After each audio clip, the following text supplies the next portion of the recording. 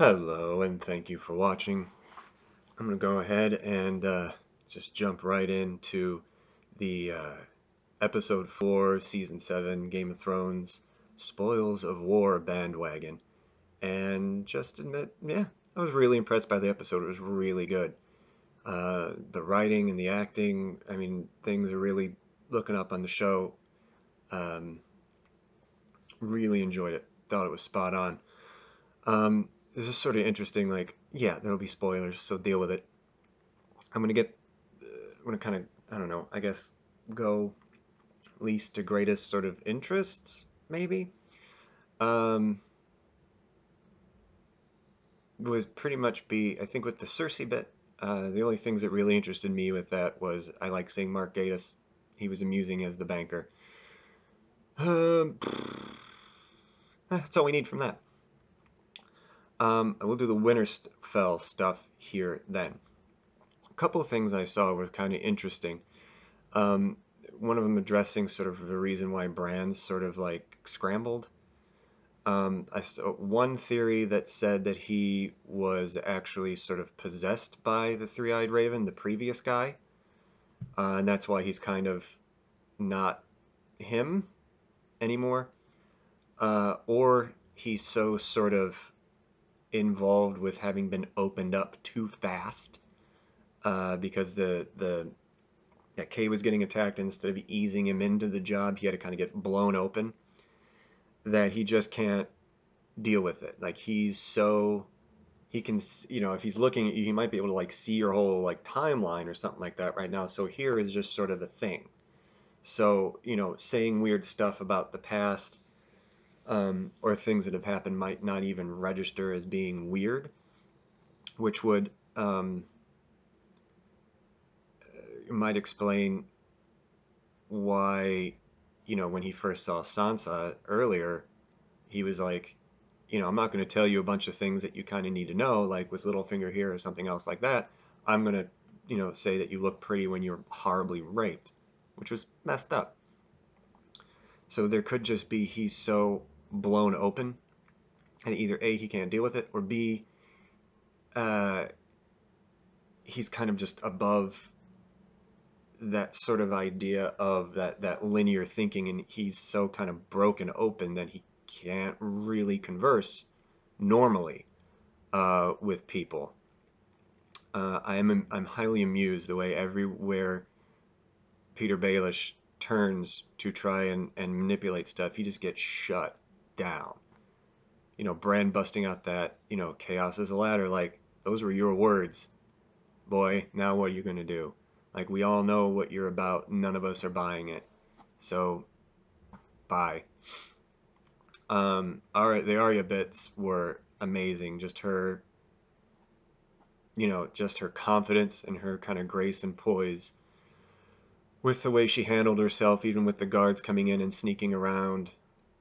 Um, and when she was fighting or training with Brienne, like you could tell she did, like my fiance and I were talking, you could tell she did her own, like we're doing pretty much all, if not all of her own stunts and the fight work.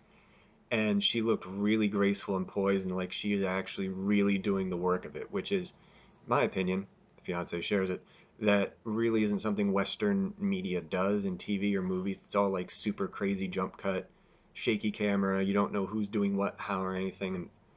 And I really enjoy like the more sort of Asian view of it, where you're gonna have a fight like here and here, and this is the screen. You see these people fight with this, and it's them. It's you get a sense of the actual artistry of the movement, as opposed to just shaky, I'm gonna manipulate you action sort of crap. So her thing with that was interesting, and I really liked the looks, the difference in the looks between Sansa going, "Holy crap!" like, "What's this?"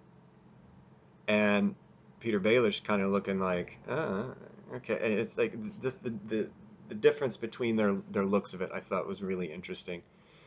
Um, and that fight with Bran was actually pretty cool. The sort of draw that they got to at the end, and everything. It was really neat. I really also like the shot where they actually showed the fight from where Littlefinger and Sansa were. So it was definitely, Maisie Williams and Gwendolyn Christie. It was really them, and you could really see them as they turned and did all their stuff. That was really well done. So that whole Winterfell part I thought was really interesting. The definitely the dynamics with, where's Peter Baelish really doesn't have anywhere to turn. Like no one's buying his crap. So it'd be interesting to kind of see how he gets shut down, if he's got some sort of end game to try and really get people on his side, or to try and do something stupid like trying to get Sansa, or something like that. It'd be really interesting to see kind of how I'm assuming, I'm just sort of throwing this out there as a possibility, probably gets killed. And yeah, I just thought like that. And was it when Sansa and Arya meet in the crypt? Fiance pointed out that was a good observation. You can tell they're really good friends. That Sophie Turner and Maisie Williams are actually friends, because they just look kind of really amused. Um, but they both did a good job within their character. But there's this little hint of how kind of amused they were, and kind of happy to finally be kind of back hanging out, which was it was nice to see. It was well done. The scripts really aren't having a lot of superfluous crap. It's pretty much, this is us. This is what we need to do. We're moving on. We're getting this done. Extraneous circumstances, and or make someone say something really sexually or violently charged, or really inappropriate, or fancy. We're going for the T-shirt here, folks. They're not really doing that this season, and it's very nice to see. It's very pleasant, and it's way more entertaining to have actually, genuine dialogue and story development, as opposed to just people trying to be clever.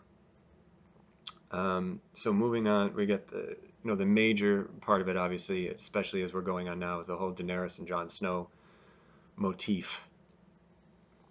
And I really thought the cave paintings that they showed, that were done by the Children of the Forest, and the reveal that they showed the White Walkers, like, hey, Daenerys, like, I'm not making this crap up. This is like a real thing. And, people, men, and the Children of the Forest were working together for this common evil, like we sort of need to. And Daenerys kind of, do you mind? Daenerys kind of, and I wouldn't have put this part together as something else I saw online. Daenerys kind of giving John's line when he was talking to King of the North, the King of the Wildlings, um, whose name literally just blew out of my head. But he said it was like, bending the knee is better, stay alive, and that's better, right? Um, and then, but she said that to him. It was like the dynamic got switched, because he said, is pride worth dying for? And that was her thing. It was like, is your pride not bending the knee worth, all this stuff that's going on? And my point was, that's exactly what you're doing. Your pride at this, you're just sort of like, I'm the thing, I'm the right, I'm, is blinding you to this reality thing that's going on.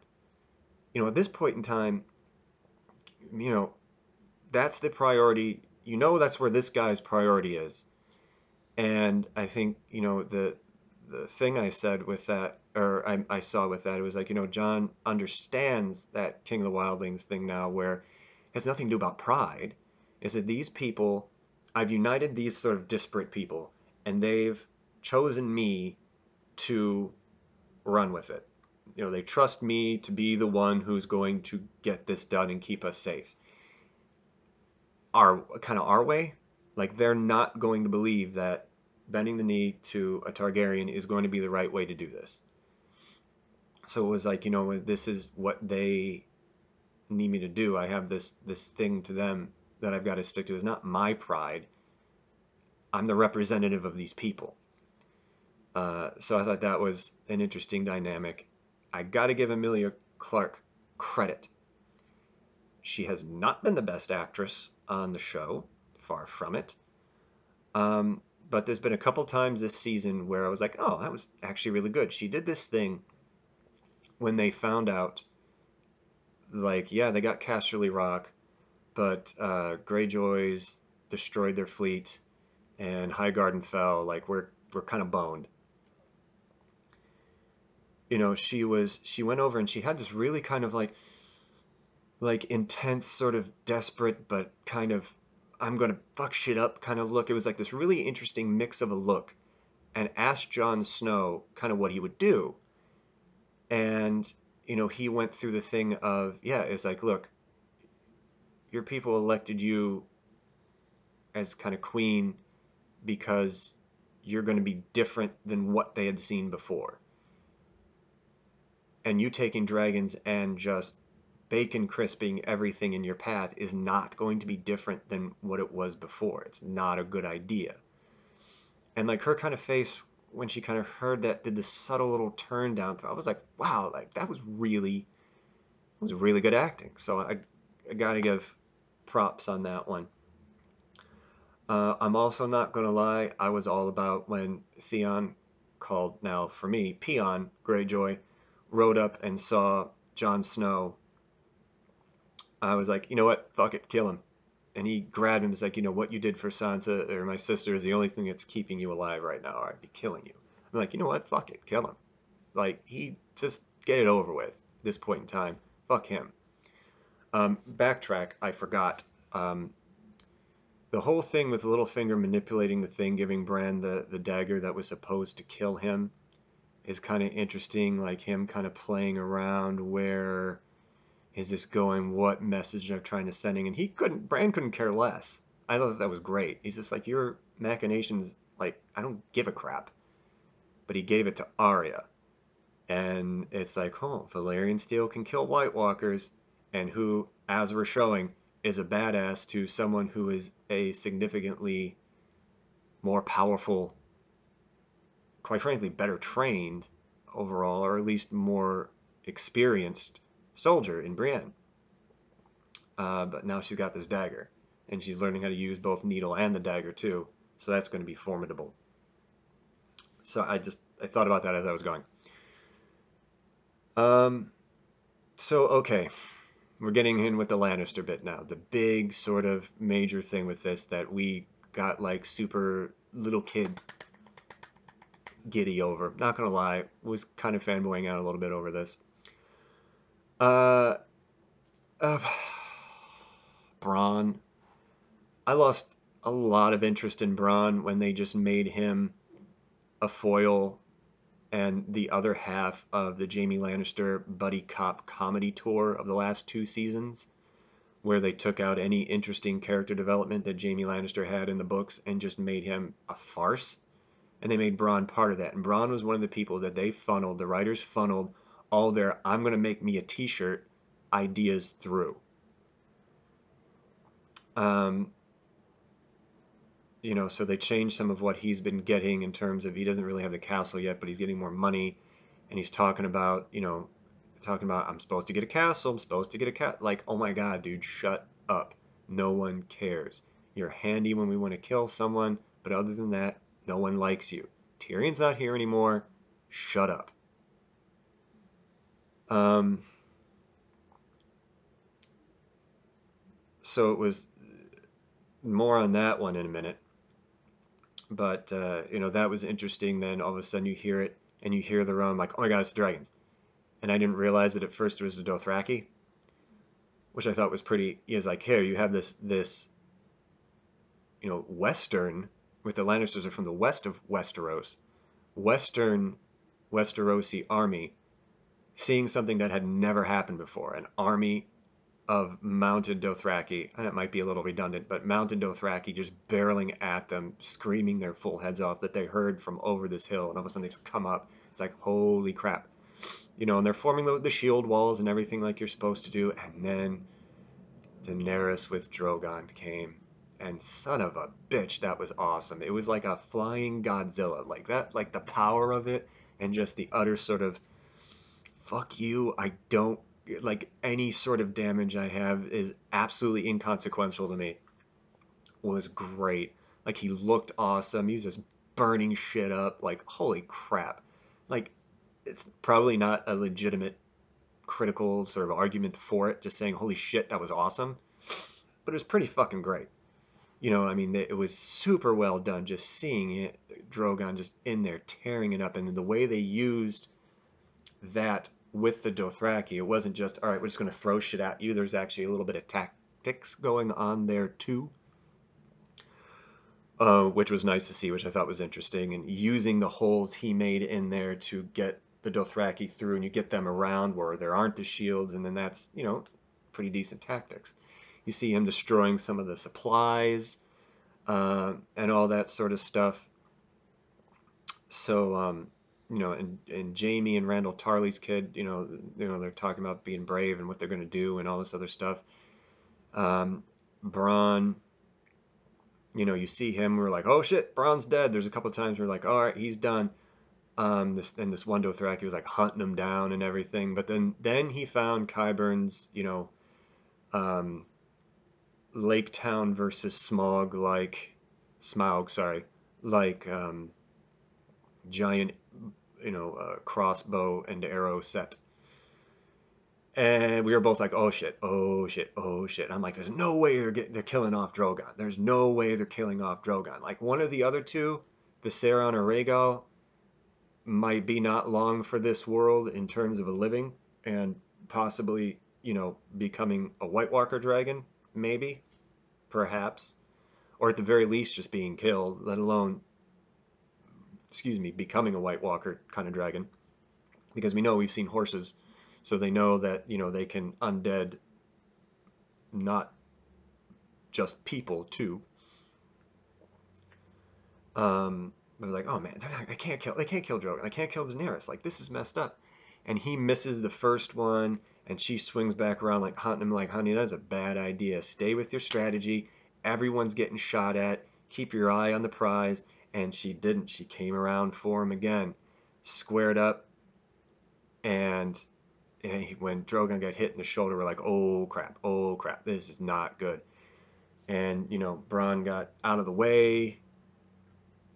It was almost like some of those movies, like those mummy movies, where like the one guy's in the way and they're going to throw a knife and he ducks and someone else gets killed, or he's in the way and someone takes a shot and he ducks and someone else gets killed. It was like that with Bronn. It was like this weird sort of nope, not yet kind of comedy thing with him.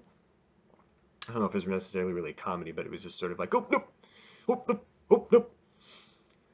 Um, and then watching Tyrion sort of try and like mentally tell Jamie, no, don't go toward, Drogon comes down and Daenerys is jumping down, trying to pull the arrow out of Drogon's like shoulder or like wing arm, whatever that scientific term for wing arm is.